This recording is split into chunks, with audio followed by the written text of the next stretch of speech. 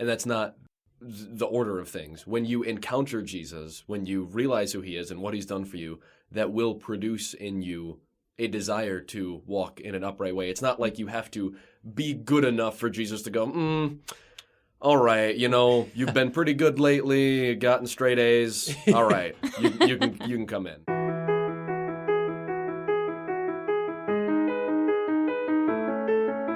You're listening to If That Makes Sense. It's Family Life's podcast for young adults about what life is like following Jesus. My name's Tim. I'm in Family Life's radio department. I'm Merri. I'm in radio production. I'm Jesse, and I'm also in radio production. Yeah, and we have all gotten to chime in before on this series. We're going through the book of John, and today we're getting to go to a familiar episode, a place that we kind of maybe have a visualization what it looks like in our minds, but it's Jesus and the woman at the well, as she gets called. So without further ado, because I'm sure there's going to be plenty for us to tackle here, as they say, we're jumping right in on John chapter 4, doing verses 1 through 26. So, John chapter 4. Now, when Jesus learned that the Pharisees had heard that Jesus was making and baptizing more disciples than John, although Jesus himself did not baptize, but only his disciples, he left Judea and departed again for Galilee, and he had to pass through Samaria. So he came to a town of Samaria called Sychar, near the field that Jacob had given to his son Joseph. Jacob's well was there, so Jesus, wearied as he was from his journey, was sitting beside the well. It was about the 6th hour. That's about noon, says my Bible study note.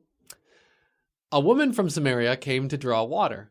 Jesus said to her, "Give me a drink," for his disciples had gone away into the city to buy food. The Samaritan woman said to him, "You are a Jew, and I am a Samaritan woman. How can you ask me for a drink?" For Jews do not associate with Samaritans. Jesus answered her, "If you know the gift of God and who it is that asks you for a drink, you would have asked him, and he would have given you living water." "Sir," the woman said, "you have nothing to draw with, and the well is deep. Where can you get this living water? Are you greater than our father Jacob, who gave us this well and drank from it himself, as did also his sons and livestock?" Jesus answered, "Everyone who drinks this water will be thirsty again, but whoever drinks the water I give them will never thirst. Indeed, the water I give them will become in them a spring of water welling up to eternal life." The woman said to him, "Sir, give me this water so I won't get thirsty and have to come here to draw water." He told her, "Go call your husband and come back." "I have no husband," she replied. Jesus said to her, "You are right when you say you have no husband. The fact is, you have had 5 husbands, and the man you have now is not your husband. What you have just said is quite true." "Sir," the woman said, "I can see that you are a prophet. Our ancestors worshipped on this mountain, but you Jews claim that the place where we must worship is in Jerusalem." "Woman," Jesus replied, "believe me, a time is coming when you will worship the Father neither on this mountain nor in Jerusalem. You Samaritans worship what you do not know. We worship what we do know, for salvation is from the Jews. Yet a time is coming and has now come when true worshipers will worship the Father in the Spirit and in truth, for they are the kind of worshipers that the Father seeks. God is Spirit, and his worshipers must worship in the Spirit and in truth." The woman said, "I know that Messiah, called Christ, is coming. When he comes, he will explain everything to us." Then Jesus declared, "I, the one speaking to you, I am he." Ooh, there's epic stuff here. There's a lot we probably want to jump in at the end with. But it starts in a really interesting place. What are we thinking of when we're talking about Samaritans? These people who are nearby where Jesus does his ministry, but like they're a different group. Mm-hmm. I think this is how it goes. The Samaritans were the people that when Babylon took over, were kind of that took over the land that used to belong to the Israelites, right? So there was kind of this grudge of like, you guys were living in our houses, you were plowing our fields, and the Samaritans were like, I don't know, you guys were taken away. We just kind of came in. And, yeah, I think anyway. I believe that's the historical grudge that they kind of hold. I do know that they're basically shunned by the Jews, and they're not supposed to talk to them. And especially this story is really interesting because not only are Jews and Samaritans not supposed to talk to each other, but in the Jewish culture and probably in just the general culture of that time, when a man talks to a woman, that is a big no-no, especially when there's the only two that are there. Right. Because that implies a lot of things. Right. Yeah. Yeah, it's really not done. You just don't do that. If you are there and then a person of the opposite gender is there, you don't talk to each other. You need a chaperone. The other doesn't exist. Yeah, actually. Right. Yeah. And to say nothing of whether there's wisdom for that in our own day and age, we'll leave that aside for another Right. podcast and for other people to talk about. Different But conversations. here and then, no. Yeah. Yeah, definitely. Right. Like just thinking about ancient, the world was so different. Like, yeah, that would have, even later we'll see in this scene where they are surprised, his disciples, when they come back and they're like, what's Jesus doing talking to a woman? Right. And unfortunately, probably some of that comes back to the fact that women were less valued in society, seen as less, in some ways, I guess you could say men were kind of seen as the more important whatever. So who knows what's going on in his disciples' heads there. And I guess maybe that's part of this whole thing, is to say, who knows today what was going on entirely in their heads. We know enough to know that this is a meeting of two people that normally wouldn't be talking together. Like, Jesus is having a conversation with somebody who he's, quote, not supposed to, quote, quote. Like, there's supposed to be division between them. Look at that. Jesus is breaking rules. I think it's also a really cool story for us to look back on, because a lot of the pushback that any religion, but Christianity in particular, gets is that women are nothing. They're not supposed to talk in church, and like they're pushed lower than the men. But if you read the Bible, and especially where Jesus is concerned, he goes so far above and beyond what is culturally acceptable to reach out to women. Like, throughout his whole life, there's so many stories of Jesus, like, noticing them and making sure that they feel loved and healing them as well. And that was just not done. Like, women were completely ignored in that time period. And so I just think it's really cool that God put those stories in the Bible for us to see today, that he does care about all of his children. Yes. You have the woman with the issue of blood, and actually a few chapters later in John, just after this, you have the woman caught in adultery who's brought to Jesus, and let he who is without sin cast the first stone. Right. That's not far from the story we're on right now. Yeah, if there's a presentation that people can come away with in the Bible that women are less important than men, it's not because the Bible is supporting that view. It's not because God is mandating that view. If anything, it's only that the Bible is describing the view that culture has had in the past. Right. And frankly, culture has today in a lot of different ways too. The Bible's always going to be countercultural. So just because something's happening in the Bible doesn't mean that it's what the Bible is affirming or saying, oh yeah, this is the way it should be. Look down on these people. No, because here we have the author stepping into the story. That's Jesus. And he's doing things totally different than the people around him. Right. Apart from the woman being a woman and a Samaritan, the big meat of the story that you have to talk about when talking about the woman at the well is her history and who she was. She had, what does Jesus say here? She had 5 husbands, and the man she was with now wasn't her husband.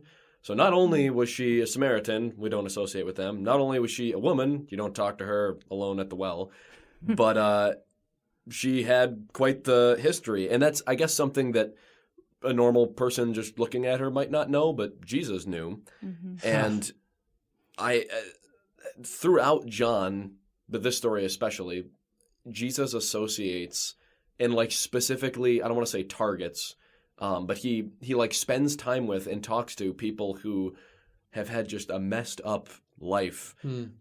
5 husbands, and the man you're with now isn't your husband. You were caught in the act of adultery, tax collectors, sinners. But he takes the time to go to that individual person and make them a part of the story. I mean, he tells her by the end that he's the Messiah, and this is kind of where his, I don't want to say where his ministry starts, because he did stuff before this, but this is really what This is when he starts actually telling people. This is when he really starts, yeah. And he tells her, like, I am he. Yeah. Well, and it's so cool how God writes his stories, because she was not only Samaritan, she's not only a woman, but she was shunned by even her own community. Mm-hmm. She was at the well at noon, which is like the worst time to go on a long walk in the summer in the sun. There were no other people there, which means that she was not in a community within her own town, she didn't have people that she could come alongside. And God saw her and said, "Hey, I see you. You're not alone. I'm here for you." Yeah. Specifically. Yeah. Oh my goodness. And that's so cool, because and I've just got to point this out, that it's not like Jesus changes the character of the God we know in the Bible. He's the clearest representation, absolutely, of what God's heart is. But even if you look in the Old Testament, that's a bit of a sidebar, but I'm sorry, I'm going back to Genesis, where a woman who's a slave and cast away by her husband, or just her guy, not even really officially husband, Hagar, she's cast out by Abraham and Sarah. She's left in the wilderness, in the desert, again, hot sun, woman out there by herself, to die, basically, and God shows up to her and provides for her. It's like, wow, God has seen the total outcast of outcasts all along, and that's his character. So I know I'm kind of jumping back in time to do that, but it's all the Bible. It's all back in time. So I think it's fair game to go there. Another thing about this being God seeing her where she's at. We're saying that because Jesus is seeing her where she's at, and Jesus is God. It's part of how the Trinity works. But what we also know about Jesus is he's fully man. He's fully human, and he's fully divine. There are some interesting things about that in this chapter. First of all, he's there because he's thirsty. People get thirsty. Human beings. And he was tired. A very natural feeling to have. Yeah. Yeah. What an amazing thing. He had to stop for a break. And, well, of course, he probably, there's a greater ministry purpose to this than just drinking water. But we can't ignore that. There are like a couple things just about Jesus' humanity and his also being God that were really interesting to me, because the chapter starts by saying, now when Jesus learned that the Pharisees had heard that Jesus was making more disciples than them, yada, yada, Jesus learned that information came to him at some point. I thought that was interesting. Like, he didn't just God download that into his head. He learned that. Yeah. He learned things. But there are other things that he knows in a way that a regular person doesn't know. Like when he says, "Oh yeah, go get your husband and let's talk." And he's just totally testing her. Yeah. It's like, "I don't have a husband." And he's like, "I know. You've had 5." Trick question. Like his humanity and his divinity. It's just amazing to think about the God we serve, who totally understands and sees us where we are at, because he's literally been here as a human being. And think about this. I have never thought of it this way before, but reading through the chapter, this came to me. His humanity is all that she saw when she came to the well. And of course, her perspective completely changed by the time she left. But when she arrived, imagine you come up to a well and you see a person who their people traditionally don't like you. So here's this person who's just going to bully me. Probably kind of ragged looking. Jesus wasn't by any means rich. Right. Sitting by the well. It says he was resting by the well because he was tired and thirsty. So you've got this kind of raggedy guy that you are under the impression he's not going to like you. I don't like him. We have beef. Sitting by the well. He, she probably, I hate to use the word judged because it's got this, it's been overused, but she's probably judging this guy. Yeah, right. And that's all she sees. And it makes me think of the verse that says, how you treated the least of these is how you treated me. Like she had no idea that was the Son of God sitting there. Probably thought the complete opposite. But lo and behold, it just kind of goes to show, like, Jesus was not you didn't see him and go, oh my goodness, what an angelic man. Yeah. That's such an interesting perspective flip, because I've never thought of what she saw the situation from her eyes. I never saw how she saw the situation, but she was probably like, ugh. Like, you know, when you're doing stuff and you're in a mood and you're just like, I don't really want to talk to anybody. Like, I've been there. I know how that feels. Oh yeah. And you see someone and you're like, I have to talk to this person now because it's socially acceptable. Well, in her case, she probably could have gotten away with not talking to Jesus. But then he initiated the conversation and she goes, oh, really? And he asks her for a drink, which I imagine he could have gotten one himself, realistically, if she's getting one. So it must have been kind of annoying. Well, it's weird. Let's talk about that. The weirdness of that. Again, it's an ancient context. Like, we don't maybe know all the cultural stuff that his first readers did, but John lists this like we should know what this means. Verse 7 and 8, give me a drink. Then parentheses, for his disciples had gone away into the city to buy food.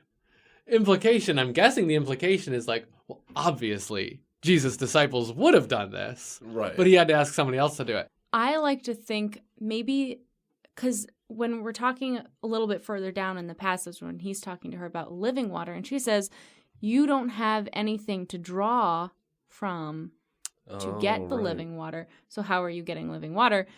And so I'm wondering if it has something more to do with she had the tools that were necessary to use the well, and he didn't because the rest of his group went into town to get food. They took the buckets. They took Man. They took the buckets. But I don't know. I mean, and that's something that we can only speculate. But I love what you just did there, Merri. You just exemplified for us, or exemplified, good biblical study, because you use the Bible. No, really, you use the Bible to interpret the Bible. I'm thinking to myself, I don't know, why did he ask her? But you went later in the context and were like, well, let's look at what the Bible says. She's basically like, you don't have a bucket. Yeah, Bucketless. She did say that.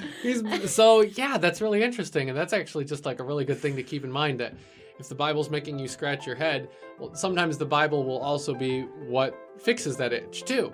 So I really like that a lot.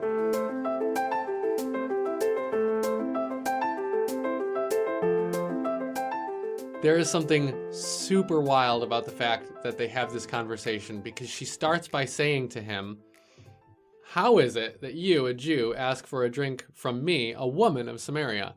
Like, she's saying everything about this encounter says you should think you're too good to talk to me. Mm-hmm. Or you should at least know that I'm not going to want to talk to you. Mm-hmm. And then Jesus replies, if you knew the gift of God and who it is that is saying to you, give me a drink, you would have asked him and he would have given you living water. So she's saying to him, I thought you were too good to talk to me. And he's saying, on the contrary, if you knew who I was, you would ask me to serve you. Yeah. You'd realize that's what I'm here for. That's what I want to do. Like, I'm so good that that's what God wants to give you. So I love how he's basically telling her, like, oh boy, before we're done here, you are going to see a version of God that you've never understood before that is better than anything you ever imagined. And then they get into the whole living water thing, that basically she can have eternal life by understanding who he is and knowing that he is the answer to like everything that people have longed for, everything that people have tried to find, which is basically a connection with God. Like, that's what people are after. And he's saying, I am that. I think it's really cool that she knows to be looking for someone because of the separation of the Samaritans and the Jews. there's a real dark line right there. But they are also looking for the Messiah, the Christ. Why? I mean, they thought that he was going to kick Rome in the tush and free the land. Yeah. Which I don't think anybody liked Rome Right. besides the Romans at this point. Sure. Yeah. The fact that they are a people who have a divided homeland and don't have just a peaceful borders, peaceful security. They're looking forward to some figure who's going to change all of that. And I love that she tells us what she's hoping for. The woman said to him, I know that Messiah is coming, he who is called Christ. When he comes, he will tell us all things. And that's really, really, really neat to me because she is somebody who isn't looking to a Messiah just to be a political figure.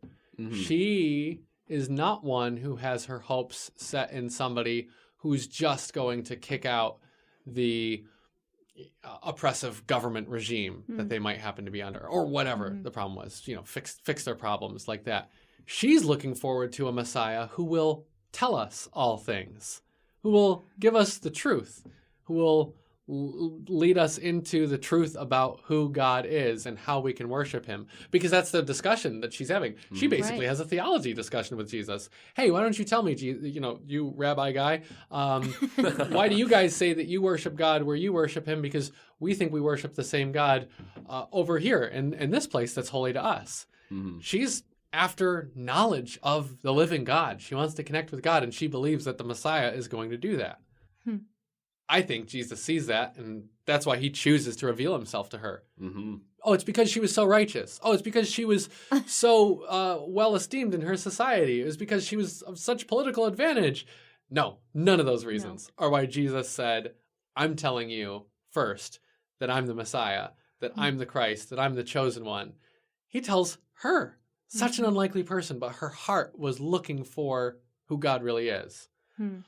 Well, and that just reminds me of when Jesus says that man looks at the heart, but the Lord knows, or it's not the man looks at the heart. It's man looks at the outward appearance. Man looks at the outward appearance, but the Lord looks at the heart. Yes. Yes. Yeah. And it's so cool because only Jesus would have been able to know who would be the right person to say for the first time, I am the Messiah. Yeah. And because in our eyes, obviously, we would find the most high up in power person we could and be like, guess what? It's me. But of course, God knows best, and he is the best author of our story. And I think it's so cool when he uses those twists that are obvious to him, but to us, we're like, what? Why would you talk to this Samaritan person who's shunned by even her own community? You can't tell me. Oh, okay. All right. I see now in hindsight what's going on here. This is cool. Yeah. You can't tell me Peter wouldn't have been like, mud on my shoe. We don't need to talk to her. Jesus, please, come this way, away from this creepy woman. Right. Look, I got the bucket. Let's just go somewhere else. The bucket, yeah. By the way, which one of us will be the greatest in the kingdom of heaven? Have you decided that yet? They got their heads in the wrong place, the disciples, all the time. All the time. And so do we, because look at this. Which one of us would have Jesus' response to this woman who is as far as we can tell, I mean, maybe I'm getting it wrong, but she's a serial adulterer or something. Something is really out of whack in her life. I apologize if I'm misunderstanding her from this point in history. But things were not perfect in her life. And what often is our modern response to people who we see that have sin? When we look at a group of people, we'll say, well, let's make sure that they know first and foremost how entirely wrong they are, and then we'll see if the gospel works for them after that.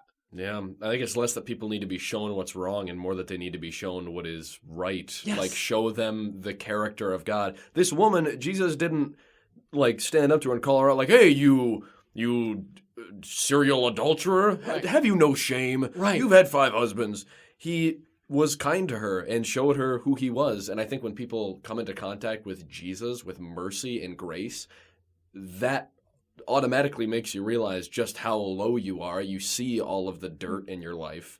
And I think if you start off with, woe is you horrible sinner, you're not worthy of anything, that's not where you want to be. You know? No. That's not how you want to introduce somebody to Jesus. Absolutely. And do we really think that Jesus...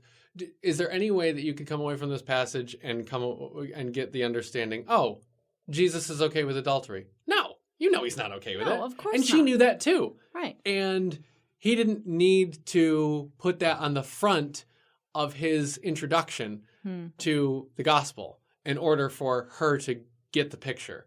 What was her life like after this? Well, we know that she was crazy about Jesus and spreading the message because she was we're going to see that in our next episode.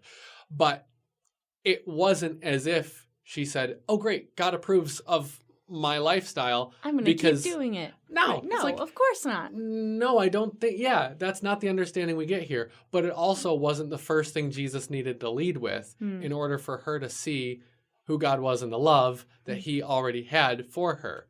So And it's not as if he doesn't address this. Like, True. he does mention, like, True. yeah, the man you're with now is not your husband, and you've had 5 of them. He doesn't like, never. We ignore that. We don't need to talk about okay. that. Good point. He acknowledges it. Mhm. Good point. He does it in such a compassionate way. Hmm. Like, I think, well, first of all, his first words to her are, will you give me a drink? Which is such a gentle, kind thing to say to someone who, like we were talking about earlier, has such animosity towards, the opposite, like Jews versus Samaritans. And he just asks her for a favor. She's like, what is going on here? Yeah. What in tarnation? Because I don't think that someone in that part of their life is used to people being kind to them. Mm-hmm. And when Jesus shows his ultimate kindness and mercy, of course she's going to be excited. Yeah. And of Yeah. course she's also going to be open to whatever he says. Like, just the way that he introduces himself and relates to her, of course she's going to listen to what he has to say. Of course she's going to be excited about it. And of course she's going to go tell people about it. And we get to do that. Like, if we're inspired by Jesus having that approach to this situation, well, we can do something about it. We can live like that. We can have a disarming compassion and kindness and understanding to people who know that we're Christians, and yet we respond to them in a way that they never expected a Christian to. Right. And we can acknowledge the fact that there is something, like you pointed out, Jesse. We can acknowledge that there's something that isn't perfect in their life, that's broken in their life, but we can do it with such understanding and such obvious love for who the person is that it does the same thing in their life, that it shows them who the Messiah is, that it shows them who Jesus is. Yeah. Mm-hmm. Bringing it to today, like you're saying, I'm thinking about the times where I've encountered people who I for sure know are not Christians and for sure are not living in an upright way. My first very human reaction would be to point out all of the things that are wrong. I would want to be like, you are obviously doing drugs, like, or whatever, whatever. Right. You are obviously not going the right way. That's not what Jesus does. And I think that it took a lot of humility for him to not immediately start pointing fingers. And I think that that's something that I personally need to work on, is go, instead of observing what I'm seeing, at face value. I need to be invested in their heart and their personality and who they are and see them through Christ's eyes, because he looks at the people who are lost as people who are lost who are to return. Yes. Lost in order to return and have a story. I think the biggest misconception is that you have to be upright and live in a moral way to follow Jesus. And that's not the order of things. When you encounter Jesus, when you realize who he is and what he's done for you, that will produce in you a desire to walk in an upright way. It's not like you have to be good enough for Jesus to go, all right, you've been pretty good lately, gotten straight A's. All right, you can come in. When you follow him, when you realize just how far you've fallen and how high up he is and how there's no way you can pay the debt, and you realize that he's paid it for you, yes, asking nothing in return, that's when the desire is produced in you to, Jesus is the Lord. I want to serve him. I want to follow his commands. And I think Jesus shows that well here with, like we've been saying, acknowledging, there's sin, there's something wrong. But it's not as if I'm asking you to be perfect before I love you. Right. I love you as you are. Yes. Follow me. Thank you for joining us for If That Makes Sense, the Family Life podcast about what life is really like as a young adult following Jesus. If you enjoy the show, please send it to a friend. Your genuine appreciation of the show is the best way for word to get out. And it would make our day if you left us a rating and a review wherever you found this episode. Family Life has more great original podcasts that you can check out at familylife.org/podcast. Thanks again, and we look forward to having you along for the next one.